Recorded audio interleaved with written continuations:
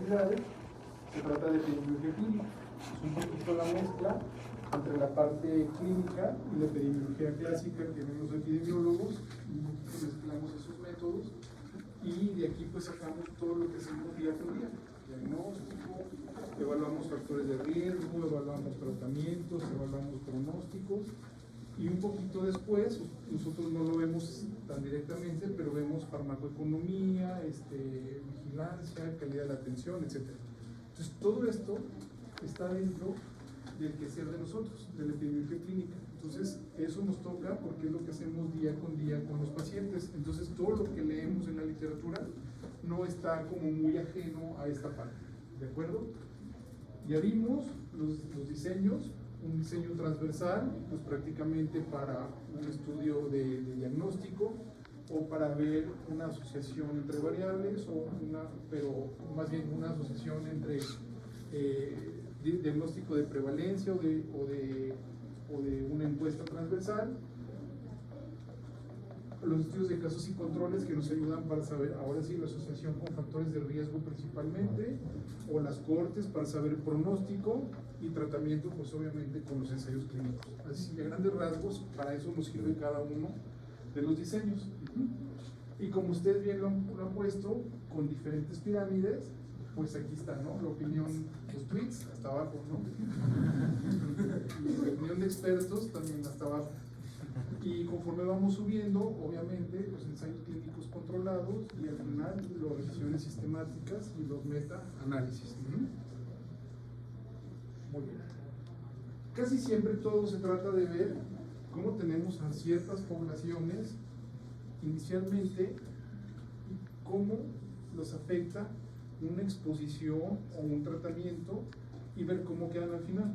Casi todo este modelo arquitectónico de un epidemiólogo clínico que se llamaba Alban Feinstein y que ha escrito muchos libros de epidemiología, lo trata de poner así de sencillo en un modelo epidemiólogo, un modelo arquitectónico de cómo están al principio y qué les pasa al final después de haber estado expuestos o que les hayamos dado algo, ¿no?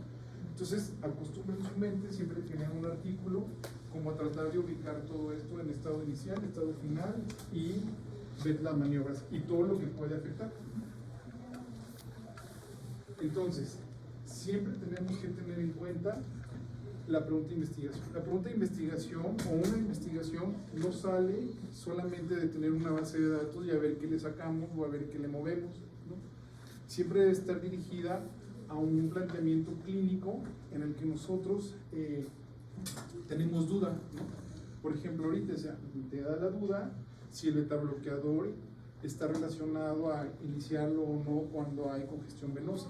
Entonces, pues esta parte hay que tratar de ponerla bien en una pregunta coherente de investigación, donde identifiquemos varios factores: la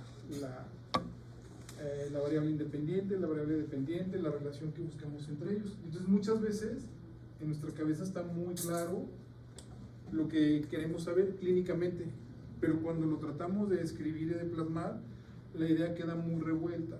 Y hay ocasiones en que, como médicos, revolvemos y ponemos más cosas más allá. Por ejemplo, decir, quiero saber si influye la congestión venosa porque el bloqueador, y entonces el bloqueo, y luego después el pronóstico, o si las incapacidades. Entonces, las preguntas de investigación deben ser muy concretas para saber bien la asociación entre dos variables y saber bien qué es lo que podría influir para que esas dos variables pudieran estar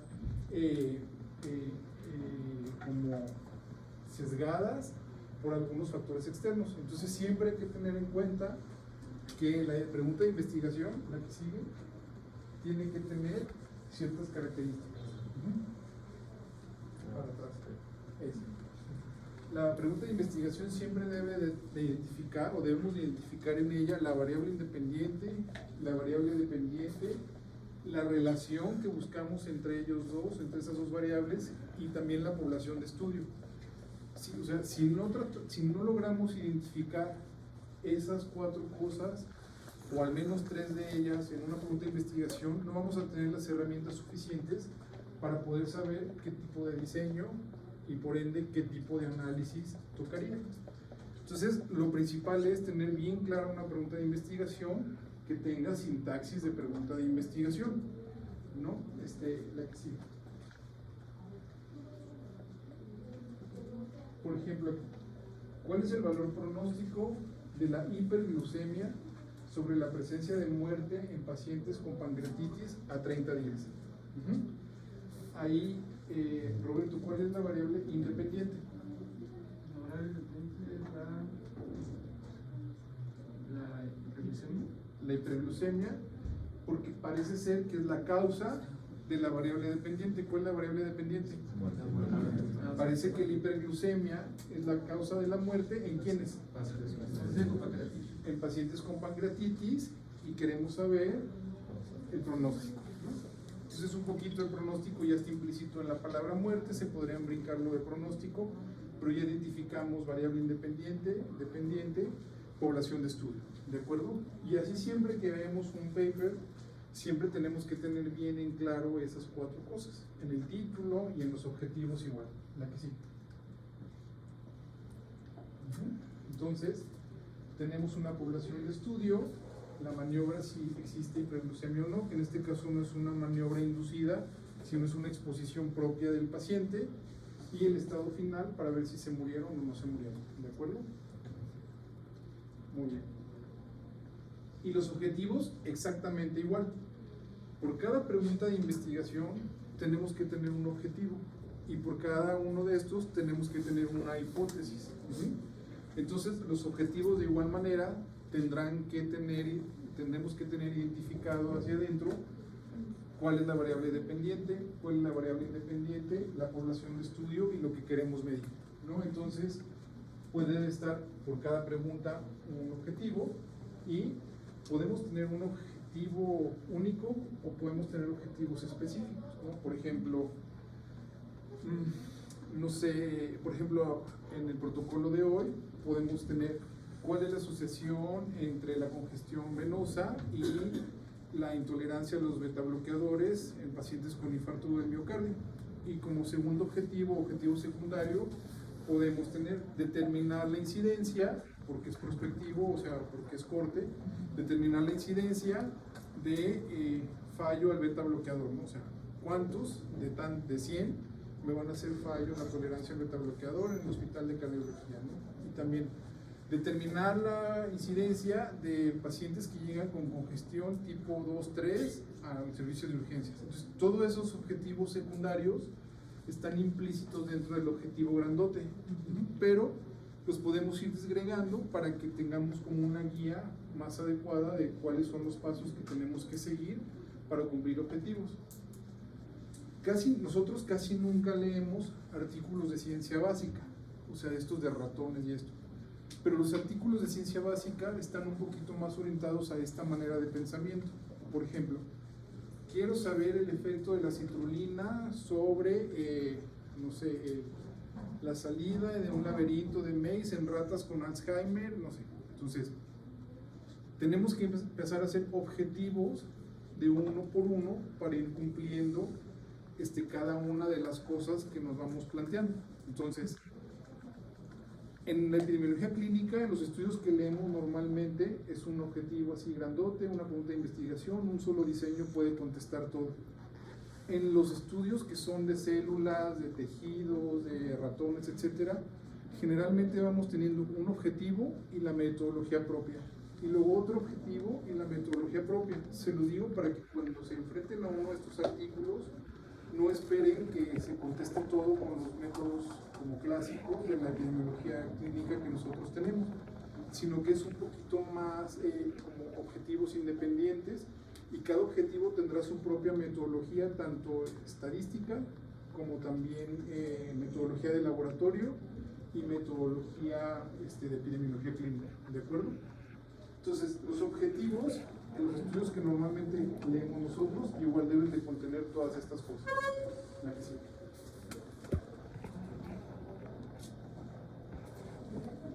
Esa no sé por qué está ahí. Pero bueno, yo creo que se moverá. Vamos a empezar entonces, de acuerdo a los objetivos que nos planteamos, pues tenemos que revisar cómo es que tenemos que empezar a hacer un análisis estadístico. El análisis estadístico lo dividimos en un análisis primero exploratorio, es decir, tenemos nuestra base de datos y tenemos que revisar que no hayamos puesto errores de dedo, por ejemplo, glucosas de 1000 o de 2000, y que haya sido un error de captura. O por ejemplo, cuando ponemos sí, no, o sea, 0 y 1, 0, 1, a veces ponemos 11 en lugar de 1. Entonces tenemos que revisar en la base de datos que no tengamos ese tipo de errores. Se llama análisis exploratorio y así lo tenemos que comenzar. Después sigue un análisis que se llama, ¿se lo saben ustedes? Sí, se lo saben, los R3. Después del análisis exploratorio sigue un análisis descriptivo, donde solamente vamos a describir cada una de las variables cómo se comporta. Y después de eso sigue el análisis inferencial, donde vamos a inferir cómo se encuentra todo el mundo en base a la población que estuvimos analizando. Ustedes lo decían ayer, no podemos, o lo decía también Tobar ahorita, no podemos tener a toda la población. Por eso tenemos que tener un muestreo de gente que represente a la población, para a partir de los cálculos que hagamos ahí, inferir lo que sucedería con toda la población, ¿no? Entonces, vamos a empezar a verlo. Tenemos que tener, obviamente, una base de datos bien estructurada, en Excel o en SPSS o en Stata, en cualquier base de datos. Y vamos a tener que empezar a manejar las variables. Tenemos que darnos cuenta perfectamente de qué tipo de variables son, porque si ponemos una variable que de origen sea cualitativa, no la podemos transformar en cuantitativa, o hay variables que las podemos estar manejando erróneamente, como la clase funcional o la clase, pues, o como hoy la congestión que es 0, 1, 2, 3. Entonces tenemos que ver bien qué tipo de variable y no equivocarnos, sobre todo cómo las vamos a operacionalizar. ¿Por qué? Ya lo habíamos visto, hay variables que de origen son variables que son cuantitativas continuas, como la glucosa, la creatinina, etc. Y todas esas variables las podemos convertir a variables que son cualitativas, o sea, por ejemplo, hiperglucemia, sí o no. Entonces, siempre que ustedes tengan que capturar o tener variables que son de origen cuantitativas, háganlo con el número crudo, porque es muy fácil después poderlas convertir a variables que sean dicotómicas o tritómicas o politómicas. Lo contrario no lo podemos hacer. Si de entrada ustedes, cuando estén sacando datos del expediente, ponen hiperglucemia sí o no, cuando tengan sus miles de pacientes no vamos a poder saber qué paciente específicamente tenía qué valor. Entonces mejor al revés, tenemos los valores y ya después en la base de datos nos vamos como en 2 clics podemos hacer eso, ¿de acuerdo? La que sí. Entonces aquí, después de que vimos las variables, el análisis exploratorio, también en el análisis exploratorio tenemos que ver si tuvimos muchos valores perdidos. Recuerden que si se nos pierde el 20% más de algún dato, pues ese dato ya no tiene tanta confiabilidad. Entonces vamos a buscar valores missing, que son los valores perdidos, verificar que no tengamos errores en la captura de los datos, ver que no tengamos valores o números que no concuerden con las categorías que ya especificamos. Ahorita después vamos a ver cómo es una categoría y cómo la asignamos.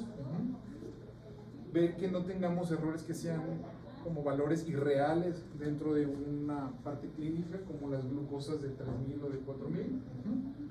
Y si vemos que hay algún error, tenemos que regresarnos a la fuente primaria. O sea, primero verificar en la hoja de recolección de datos si no fue un error en la captura, y si no, pues ir otra vez al expediente. Entonces, por eso es importante eso, porque imagínense que están analizando la glucosa, y si no hacemos esta revisión y por ahí metimos un valor en lugar de 220, que le pongamos 2200. Cuando hagamos el promedio del grupo va a quedar bien alto, ¿no? Entonces, quizá, o sea, es por eso que tenemos que fijarnos de que no tengamos esas capturas erróneas. Después, el análisis descriptivo, que según el tipo de variables vamos a hacer la descripción. Y luego al final, el análisis inferencial con el multivariable. Entonces, dependiendo del tipo de variable, es el tipo de análisis o de pruebas que le va a tocar a cada una de ellas.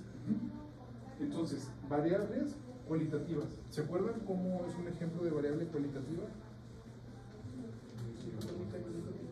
Una variable dicotómica. No dicotómica. ¿Perdón? Dicotómica. Dicotómica, ¿como cuál se te ocurre? Hombre o Sexo. Hombre o mujer, ajá. ¿Otro? Las flores no ponen. ¿Perdón? Tiene diabetes, no tiene diabetes. Con o sin diabetes, con o sin hipertensión, etc. Entonces, esa es la cualidad que tienen, ¿no?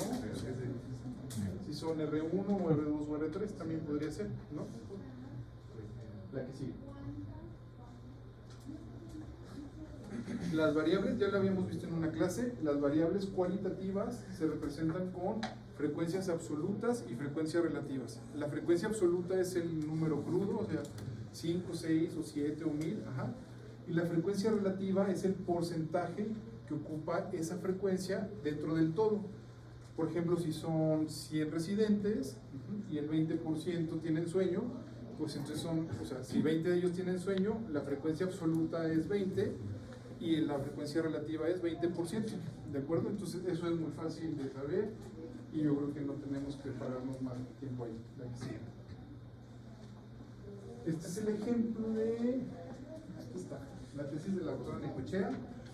Donde hicimos, eran los niños que estaban con cardiopatías congénitas en la TPQ, cuáles tenían extubación temprana y cuáles tenían extubación tardía.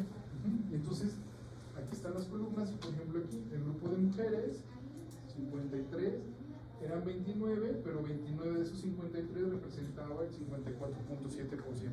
Y generalmente así lo vamos a ver en los artículos. Puede ser que les pongan el número absoluto y entre paréntesis el porcentaje, ¿de acuerdo? Entonces generalmente así lo vemos representado. La que sigue. ¿Y cómo lo podemos representar? Ya también lo habíamos visto en la clase, lo podemos representar con gráficos de barras, ¿no? O también incluso con las gráficas estas de que no me gustan, los de pastel.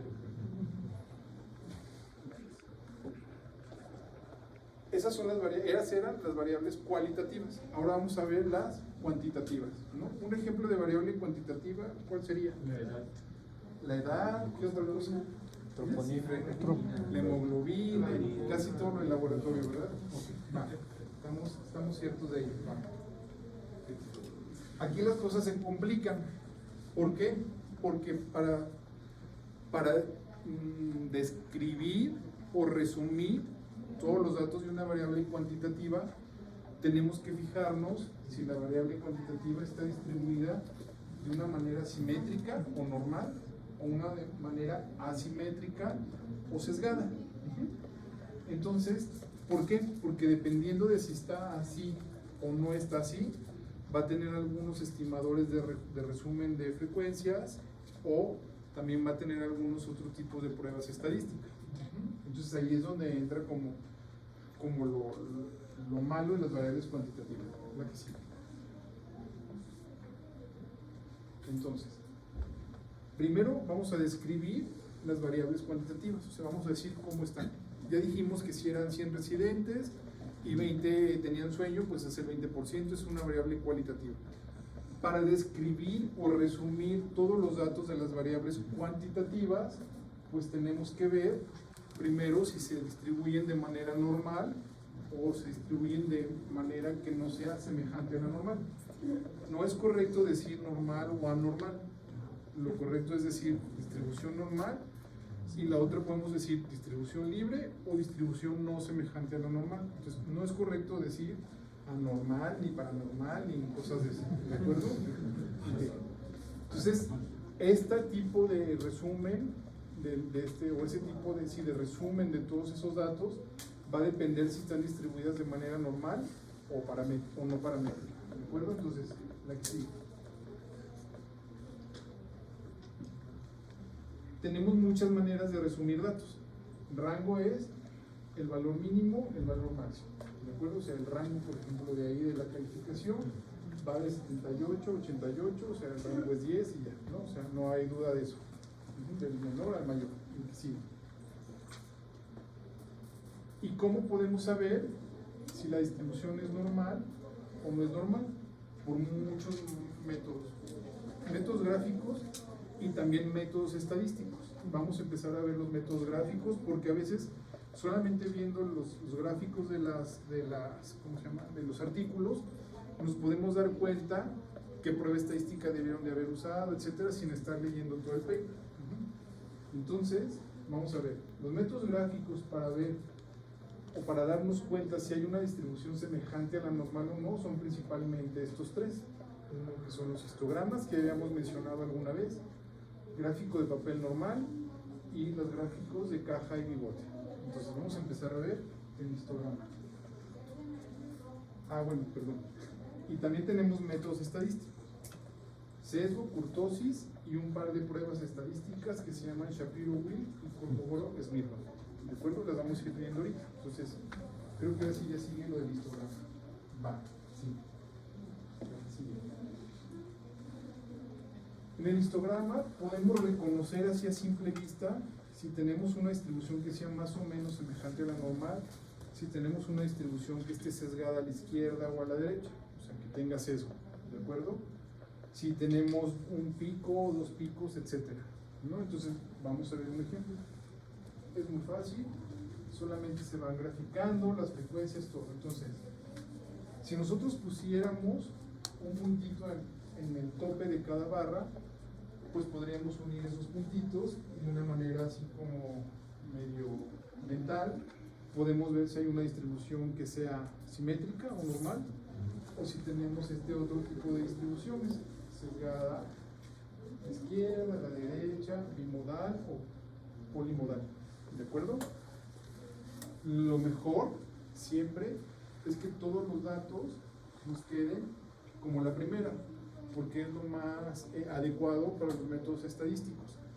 Cuando tenemos poquita muestra o poquito número de muestra, corremos mucho riesgo de que quede así.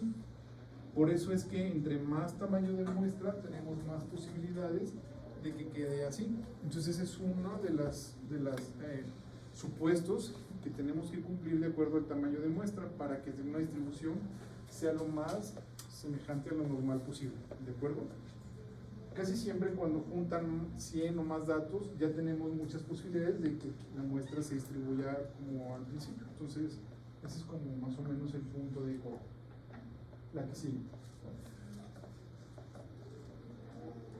Y entonces, cuando la distribución es así, derechita y simétrica, prácticamente todos estos estimadores que son media, moda y mediana van a quedar en el mismo valor o muy cercanos. Pero hay ocasiones en que la muestra no se distribuye de manera igual. Entonces, la media, la moda y la mediana pueden quedar con valores diferentes. La que sigue.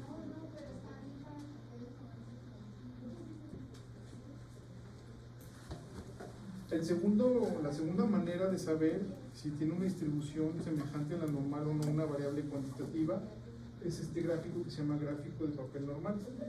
O también en muchos métodos, programas estadísticos dice el gráfico Q-Q.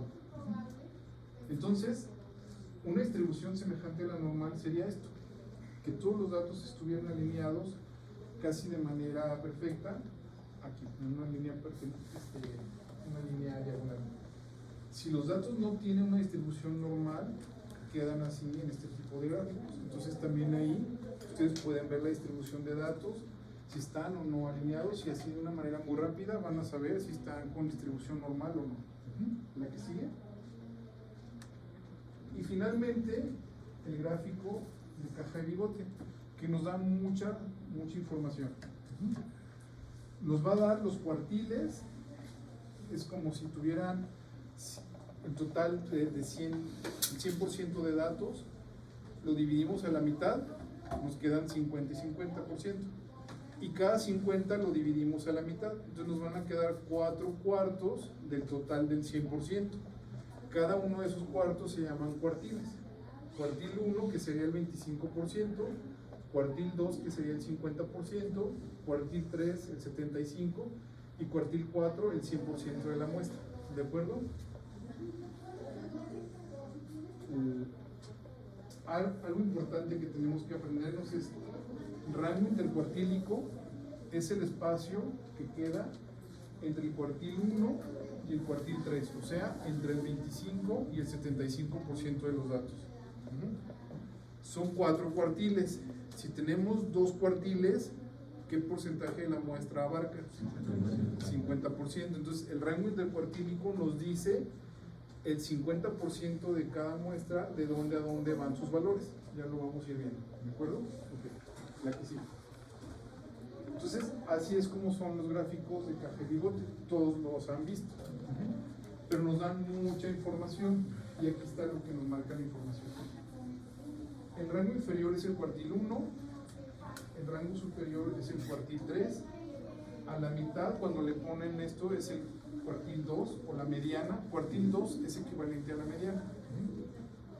Y luego le ponen unos bigotes que se llaman, que son los rangos, el rango intercuartílico es este que vemos aquí. Y los bigotes son los valores extremos. Son valores que quedan aquí arriba típicos y nos los marcan con estos bigotes. ¿De acuerdo? Entonces, si nosotros vemos que tienen una línea muy arriba y la otra muy cortita, pues es como si esto lo volteáramos y viéramos que está así todo chueco, ¿no?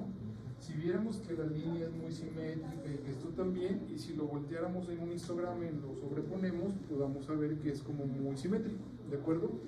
Entonces, de entrada, por ejemplo, esta tendría menos sesgo que esta otra, ¿no? Porque esta, si la voltean, van a quedar los datos de poquito a mucho. Y esta, si la voltean, van a quedar más o menos simétrico, ¿de acuerdo? Entonces, así de entrada, podemos imaginar la distribución. Y también cuando nos dan estos valores, pues vemos cuál fue el rango intercuartílico o el 50% de los datos de ese valor, ¿de acuerdo? La que sigue.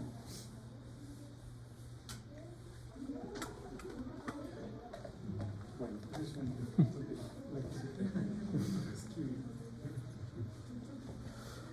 y venía esto, que es sesgo, ¿no? Entonces, simétrico es la distribución semejante a la normal, sesgado a la derecha, sesgado a la izquierda, ¿de acuerdo? Entonces, con la pura distribución del histograma podemos ver si está sesgado o no, pero hay una parte estadística que nos computa el Excel o el SPSS o cualquier programa, nos hace los cálculos. Un valor normal de sesgo tiene que ser entre menos 0.5 a más 0.5, ¿de acuerdo? Si el sesgo les da 4, 20, 30, 6, lo que sea, pues ya está sesgado a la izquierda. Si les da menos 0.3, si les da más valores más pequeños, pues está sesgado a la derecha, ¿de acuerdo? Entonces, si les dicen que un dato tiene un sesgo que está en 0.5, pues entonces tiene una distribución normal, ¿de acuerdo? Vale, sí. Y el otro estimador se llama kurtosis. O sea, podemos tener una curva muy simétrica, pero a lo mejor está muy chaparrita o a lo mejor está muy alta. Entonces, esta curva es normal cuando está así, leptocúrtica cuando está muy alta y platicúrtica cuando está muy chaparrita, ¿de acuerdo? Y también para la kurtosis tenemos valores y eso también nos lo calculan los programas estadísticos. El valor de la kurtosis es de 2 a 4. Entonces, vamos a suponer que no tenemos ni una prueba como Shapiro-Wilk ni nada, pero tenemos estos estimadores que nos da el programa estadístico. Entonces, si el sesgo y la kurtosis están dentro de valores, asumimos que la distribución es normal. Y si alguno de ellos no está en valores, asumimos que la distribución no es semejante a la normal. ¿De acuerdo? Pero bueno, tenemos pruebas estadísticas. Y las pruebas estadísticas son dos que ya mencionaron sus compañeros en sus exposiciones. Cuando la muestra es de menos de 30 pacientes, la prueba estadística se llama, que tenemos que hacer, se llama Shapiro-Wilk. Y cuando el tamaño de muestra es más de 30 pacientes, la prueba estadística que tenemos que hacer se llama Kolmogorov-Smirnov. Todas ellas, al contrario de lo que casi siempre buscamos, que sean menos de 0.05, en estas pruebas buscamos, para decir que es normal, que el valor de P sea mayor de 0.05. Aquí en estas es al revés, ¿de acuerdo? De tal manera que si les dicen la distribución de los datos mostró un Kolmogorov-Smirnov de 0.001, ¿qué quiere decir? Que la distribución no es normal. De acuerdo. Va.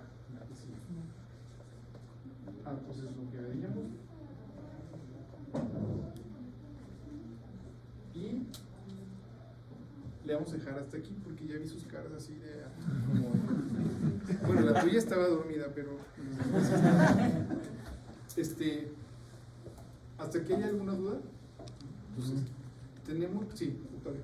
Me cabe la duda. Entonces, para sacar P, ¿con esas solo esas dos pruebas o hay otras maneras de sacar P? No, sí. Hay múltiples pruebas estadísticas que nos sirven para comparar medias, para comparar variables cualitativas, para ver si la regresión logística es adecuada, etc. Entre todos los millones de pruebas estadísticas que hay, tenemos algunas pruebas para ver si la distribución de los datos cuantitativos es normal o no es normal. Dos de esas pruebas estadísticas que utilizamos son esas dos. Y entonces, si te da pereza un poco hacia el investigador hacerle el histograma y la gráfica de caja y todo eso, pues nomás le metes todo y le dices dame un Shapiro-Wilk o dame un Kolmogorov. Entonces el valor de P, si te sale menos de 0.05, arroja o te quiere decir que la distribución de datos está sesgada, que no es normal. Si sale más de 0.05 ese valor de P, entonces dice que la distribución sí es normal. ¿Por qué tenemos que saber eso? Porque si es normal o no es semejante a la normal, va a depender si lo que vamos a ver mañana lo vamos a resumir como medias con desviación estándar o lo vamos a resumir con medianas. Ustedes fíjense en los artículos, hay artículos que les dicen mediana y otros les dicen desviación estándar, media con desviación estándar. Entonces ustedes dicen, ¿por qué uno sí y uno no? Pues todo depende de esto. Porque además va a depender si más adelante a unos les vas a hacer T y a otros no les puedes hacer T. Entonces, por eso es que es tan importante comprender si los datos cuantitativos tienen distribución semejante a la normal o están todos chuecos. ¿De acuerdo? Muy bien. ¿Algo más, chicos? Hoy sí traía dulces, pero no me está.